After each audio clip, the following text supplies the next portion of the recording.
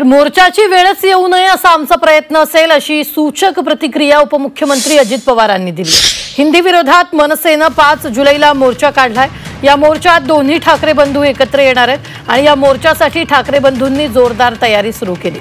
या मोर्चात सहभागी होणार का असा प्रश्न अजित पवारांना विचारतात मोर्चाची वेळच येऊ नये असं वक्तव्य त्यांनी केलं। दरम्यान आज होणाऱ्या कॅबिनेट बैठकीत हिंदीच्या मुद्द्यावर चर्चा करणार असल्याचं अजित पवार म्हणाले होते। दरम्यान सरकार जर निर्णय मागे घेणार असेल तर त्यांचं स्वागत आहे अशी प्रतिक्रिया संजय राऊतांनी दिली।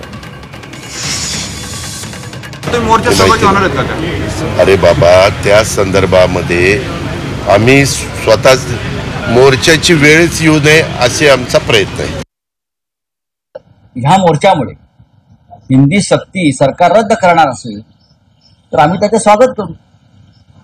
ही महाराष्ट्राची भूमिका आहे।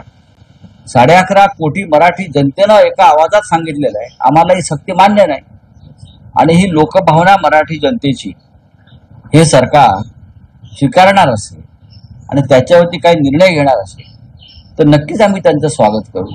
शेवटी लोकभावनेपुढे सरकारला झुकावं लागतं। आनंदाची गोष्ट आहे, कोणतरी एक धाडस दाखवतोय। सगळेच जण गुलाम झालेले नाहीयेत, त्याच्याबद्दल कौतुक आहे।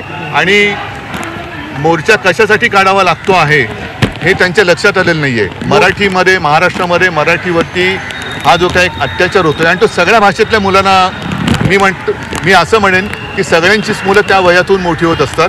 त्यांच्या त्या मनावरती त्या वयामध्ये किती आपण भार टाकणार हा सुद्धा एक मोठा विषय